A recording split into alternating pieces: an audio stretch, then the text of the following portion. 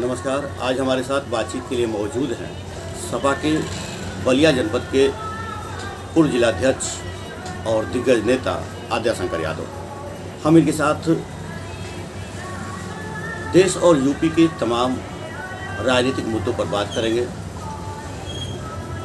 होने वाले देश में लोकसभा चुनाव 2024 की तैयारी को लेकर के सपा के तमाम तैयारी और भाजपा सपा के बीच चल रहे लोकसभा चुनाव की तैयारी को लेकर के रणनीति पर चर्चा करेंगे। इससे पहले आप देखिए यह एक छोटी सी रिपोर्ट।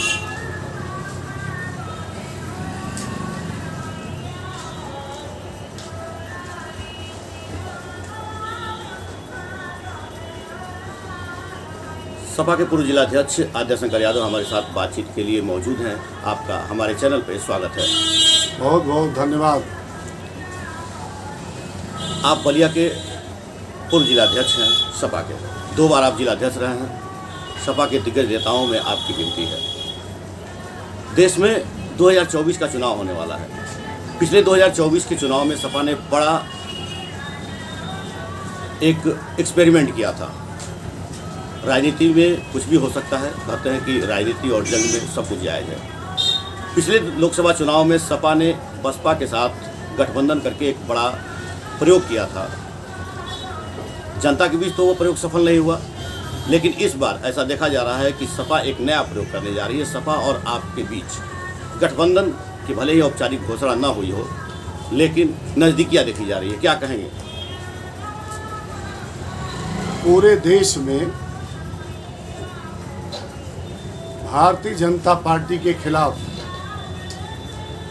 आक्रोश है और सभी पार्टियां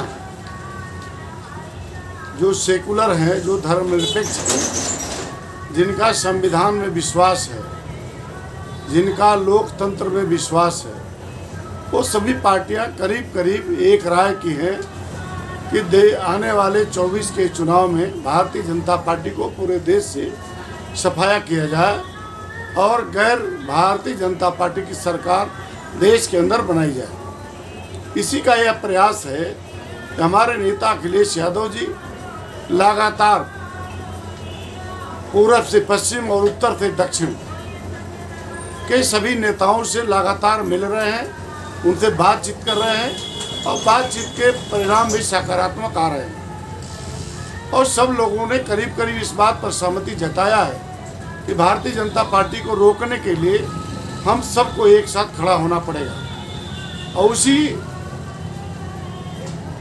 रास्ते पर आप भी है।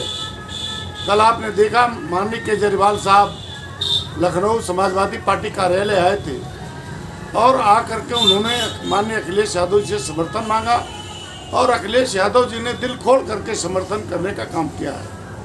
तो पूरे देश में यह कार्यक्रम चल रहा है और 2024 में रंग लाएगा। कर्नाटक का चुनाव अभी हुआ है। कर्नाटक में जिस तरह से भारतीय जनता पार्टी का सफाया हुआ है, उसी तरह पूरे देश के अंदर सफाया होने जा रहा है। मध्य प्रदेश और राजस्थान में भी इनका सफाया होने जा रहा है और गैर का भाजपाई सरकार बनने जा रही है। देश के अंदर 2024 में इतना तय होने जा रहा है, अब भारतीय जनता पार्टी की देश के अंदर सरकार नहीं होगी, सरकार गैर भारतीय जनता पार्टी की होगी और संपूर्ण विपक्ष एक साथ मिलकर सरकार बनाने का काम करेगा, लोकतंत्र बचाने का काम करेगा, संविधान बचाने का काम करेगा, इस बढ़ती हुई महंगाई पर रोक लगाने का काम करेगा, बढ़ती हुई बेरोजगारी पर रोक लगाने का काम करेगा। इसीलिए देश का मिजाज आज कुछ बदलाता है। देश का नौजवान रोजगार चाहता है, देश के लोग महंगाई से निजात चाहते हैं, देश के लोग संविधान को बचाना चाहते हैं, देश के लोग लोकतंत्र को कायम करना चाहते हैं। देश में अपराध, जो महिलाओं के साथ अपराध हो रहे हैं, जो नौजवानों के साथ अपराध हो रहे हैं, जो पुलिस कस्टडी में हत्याएं हो रही हैं, जो न्यायालयों में हत्याएं हो रही हैं, इससे देश आक्रोशित है और कहीं न कहीं भारतीय जनता पार्टी इसमें दोषी है, सरकार चलाने में अक्षम है। इसलिए लोग गैर भाजपाई सरकार बनाना चाहते हैं और उसी दिशा में माननीय अखिलेश यादव जी काम कर रहे हैं। सपा सदैव सुरक्षा और भ्रष्टाचार को लेकर के बीजेपी उठेती रही है, उसी क्रम में आपने भी कहा, लेकिन जनता इस बेमेल गठबंधन को क्या स्वीकार करेगी? क्योंकि पिछली बार सपा बसपा का सबसे बड़ा गठबंधन कहा जाता था लोकसभा चुनाव में, जो लगभग उतना जिसका जादू नहीं चला। आपको क्या लग रहा है इस बार आम आदमी पार्टी से गठबंधन करने के बाद कहीं ऐसा तो ना हो कि फिर आपको पछतावा करना पड़े सपा को? देखिए, राजनीति में कुछ भी संभव है, लेकिन हमारा और आपका गठबंधन बेमेल का नहीं, हम मेल का गठबंधन है। भारतीय जनता पार्टी बेमेल का गठबंधन, आपने देखा जम्मू कश्मीर में इन्होंने बेमेल गठबंधन किया था और सरकार बना लिया था।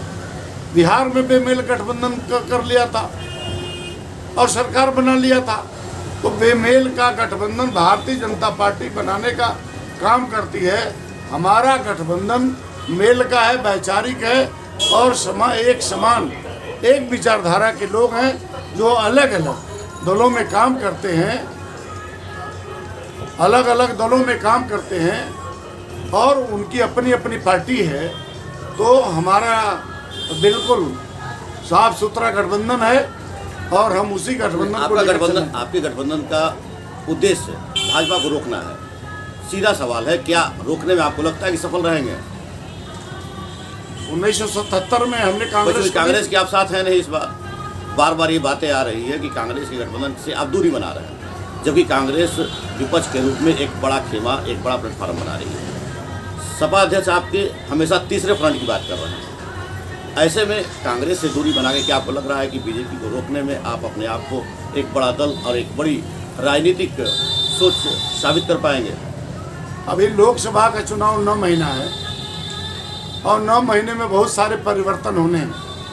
गुंजाइश है इसका मतलब? बहुत सारे परिवर्तन होने हैं और राजनीति में संभावनाओं से इनकार नहीं किया जा सकता। अच्छा, सपा के अध्यक्ष राष्ट्रीय अध्यक्ष अखिलेश यादव जी ने यूपी में एक नया लोक जागरण यात्रा शुरू किया है। क्या लग रहा है कितना कारगर हुआ ये? बहुत देख रहे हैं, जबरदस्त भीड़ उमड़ रही है, लाखों लाख लोग आ रहे हैं। अभी खीरी लखीमपुर में गए थे माननीय अखिलेश यादव जी और वहाँ लोगों ने हाथों हाथ लिया, प्रशिक्षण शिविर भी चला। खीरी वही क्षेत्र है जहाँ आप लगातार हारते रहे। हार जीत तो परिस्थितियों पर और हर चुनाव के अलग अलग मुद्दे होते हैं, लेकिन जिन क्षेत्रों में गए हैं वहाँ भारी जन सैलाब उमड़ा है उनके स्वागत में, और ये स्वागत और ये समर्थन बता रहा है कि भारतीय जनता पार्टी के खिलाफ लोगों का आक्रोश है, लोगों का गुस्सा है। लोग भारतीय जनता पार्टी को हटाना चाहते हैं और समाजवादी पार्टी के साथ आना चाहते हैं। राजनीति में सब कुछ संभव है, मैंने आने में समय संभव है कि लोकसभा चुनाव से पहले कांग्रेस के साथ आप खड़े। मैंने कहा इंतजार कीजिए, अभी 9 महीने का चुनाव है। और लेकिन हाल ही निकाय चुनाव में तो सपा का कोई खास जादू देखा नहीं गया। ग्रामीण इलाकों में समाजवादी पार्टी ने चुनाव जीता है। बलिया में ही देख लीजिए, बांसडी में 3 उन्हें मनियर जीता है, बांसडी जीता है, नगरा जीता है। तो नहीं, नगरा पार्टी हमारा सिंबल जीता है। और ये कहिए कि भारतीय जनता पार्टी का जादू नहीं चला है, बल्कि निर्दलों ने बाजी मारा है। कुछ हमारे, कुछ उनके, कुछ उनके, कुछ उनके, ये बागी और निर्दलों ने बाजी मारा है। भारतीय जनता पार्टी, जिनका ये माना जाता था कि नगरीय इलाके में काफ़ी असर होगा, वहाँ उनका कोई असर नहीं देखा। अच्छा, आद्या शंकर यादव लंबे समय से चुनाव की तैयारी करते रहे, निरंतर करते रहे, लेकिन कभी कोई मौका नहीं मिला। पार्टी ने बड़ा आपको जिम्मेदारी दे रखा था, अभी फिलहाल आप खाली हैं। क्या माना जाए कि भविष्य में आप भी चुनाव मैदान में उतरेंगे? देखिए, हम लोकसभा के उम्मीदवार नहीं, हम लोग विधानसभा के उम्मीदवार तो करते रहे।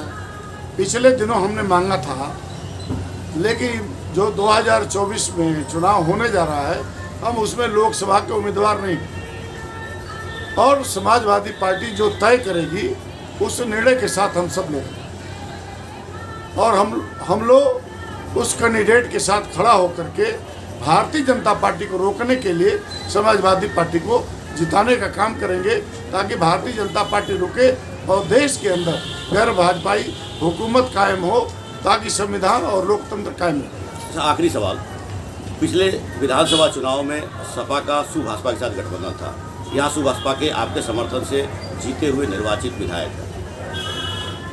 फिलहाल गठबंधन टूट चुका है, लेकिन कहीं उनका मेल नहीं हुआ है। क्या लगता है, कहीं ना कहीं अफसोस होता होगा?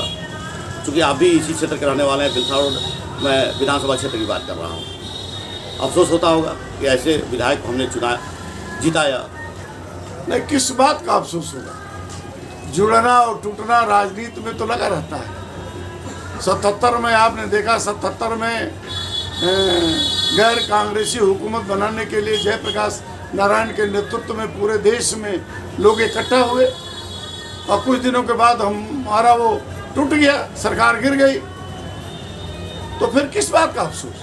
ये तो राजनीति में जुड़ा। जिस विधायक को सपा ने जिताया है अपने समर्थन से, उनके कार्यशैली से क्या संतुष्ट हैं आप? विधायक में बहुत कुछ कमियां नहीं दिखती। यह है कि समय कम मिलता है, समय कम दे पाते हैं, लेकिन प्रयास करते हैं सबको संतुष्ट करने का।